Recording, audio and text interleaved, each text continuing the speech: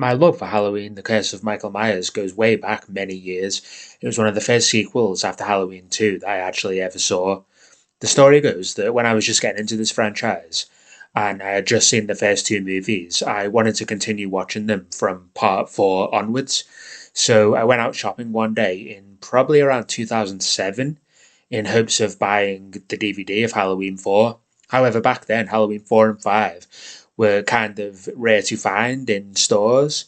So the only one they had on the shelf was actually Halloween, The Curse of Michael Myers, which I knew was part 6, but I really knew nothing about this movie. I decided to buy it and then put it on, and I loved it straight away. And this was just the normal theatrical version. As I became a bigger fan of the series, I learned that this movie had a really troubled production and that it was not the originally intended movie. There is another version of this film called the producer's cut, which tested really poorly with audiences and had to undergo major reshoots and re edits, and this is what became known as the theatrical cut. What ultimately came out in this theatrical cut is nothing like that was originally intended. There isn't any other movie that fascinates me more than Halloween, The Curse of Michael Myers. There are tons of stories from behind the scenes, from the writer, from the actors, from the producers, about how chaotic and what a terrible experience this movie was to make. And I do more and more research all the time into this movie because so much happened during its production. I'm always finding out new information. It's just so fascinating to learn about everyone's experience in making this movie. The original script, written by Daniel Farrens, was, from my research, so intelligently written and had so many nods and connections to the other films in the franchise that it seemed like it was going to be something really special. However, in an interview I watched recently, Farrens explains that he knew the movie was not going to be the movie he had planned from day one of shooting. Demands for script rewrites, changes, director interference, and studio interference ultimately distorted his vision for the movie. There is loads of information on this production of this movie, guys, and it's such a fascinating chain of events, and it's just such a shame that what happened to this film. So the original cut of this movie before the reshoot is known as the producer's cut, but very recently I had the privilege of seeing the work print or the rough cut of this movie, and I would just like to share my thoughts on that today in this video. So the work print or the rough cut of Halloween 6 is essentially the producer's cut but with a little more padding. The story plays out exactly the same. The ending is exactly the same as the producer's cut. Nothing is too drastically different about this version of the film. This version is basically the raw, very early put together version of the producer's cut in the very early stages of the editing process. This version has no music, no title sequence, no credits or sound effects. It begins immediately with Jamie screaming in labour, and I had the volume quite loud at the time, so it scared the crap out of me. For the jump scares and shock moments, it actually uses stock sound effects from the first Halloween movie, as well as using the first movie's main theme in places where music would be in this film.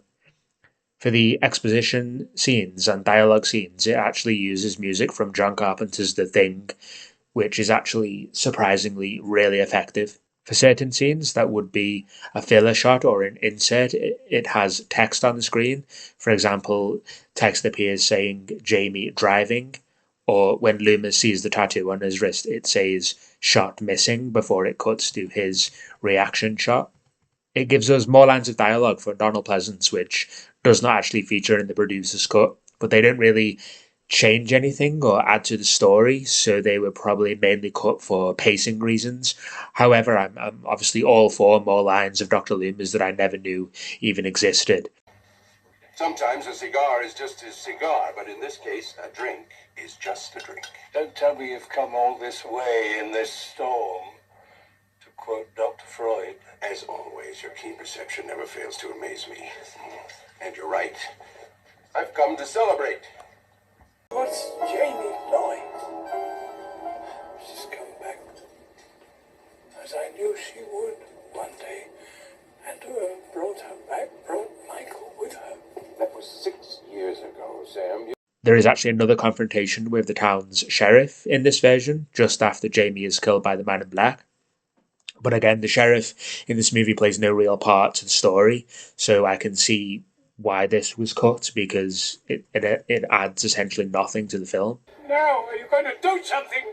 How many more innocent people have got to die? Don't do this to yourself, Sam. I'm warning you, Loomis. You best stay out of my way. I mean, you might have had free reign around here when Ben Meeker was sheriff, but I'm in charge now.